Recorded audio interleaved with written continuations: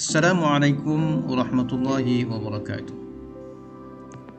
Antara jalan paling mudah untuk mencapai dan mengekalkan kebahagiaan hakiki menurut Islam adalah melalui amalan kontemplasi, iaitu amalan berfikir, merenung dan menghayati kebesaran Allah melalui aktiviti kita berhubungan dengan alam.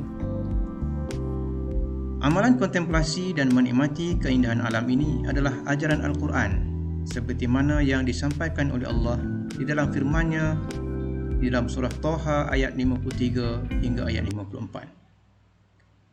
A'udzu billahi minasy syaithanir rajim. Alladzi ja'ala lakumul arda mahdan wa salaka lakum fiha subula وأنزل من السماء ماء فأخرجنا به أزواجا من نبات شتى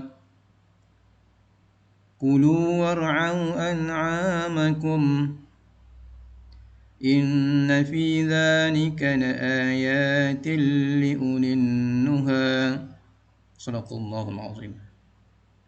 Maksudnya, Dialah Tuhan yang telah menjadikan bumi bagi kamu sebagai hamparan, dan Dia telah mengadakan bagi kamu padanya jalan-jalan lalu lalang untuk kamu lalui dan terokai.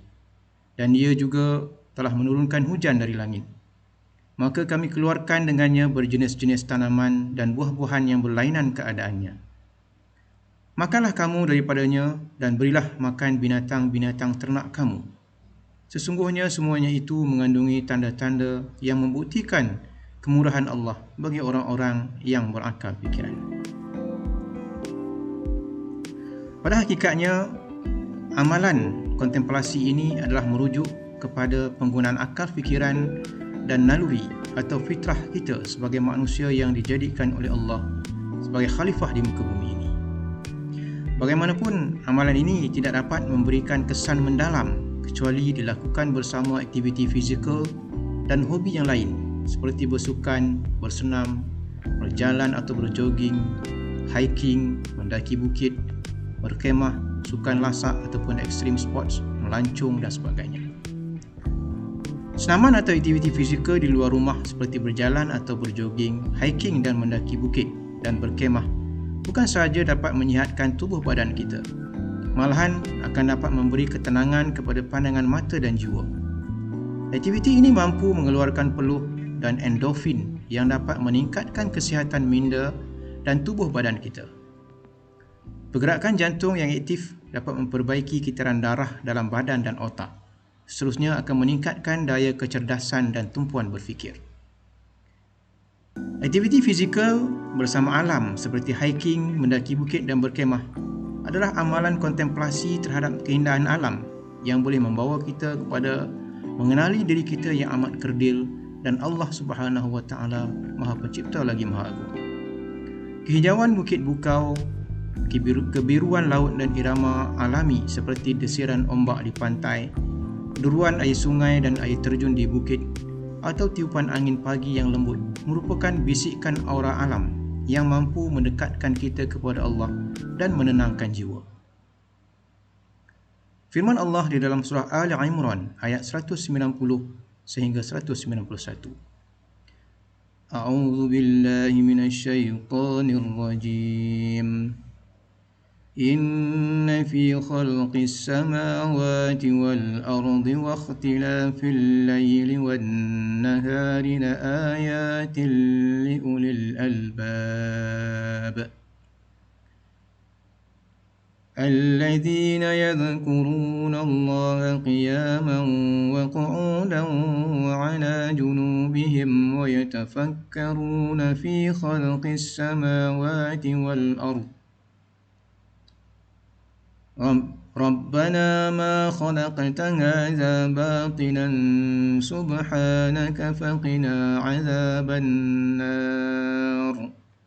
Maksudnya, sesungguhnya pada kejadian langit dan bumi, pada pertukaran malam dan siang, adalah tanda-tanda kekuasaan, kebijaksanaan dan keluasan rahmat Allah bagi orang-orang yang berakal, iaitu orang-orang yang menyebut dan mengingati Allah semasa mereka berdiri dan duduk, dan semasa mereka berbaring mengiring, dan mereka pula memikirkan tentang kejadian langit dan bumi sambil berkata, "Wahai Tuhan kami, tidaklah Engkau menjadikan benda-benda ini dengan sia-sia.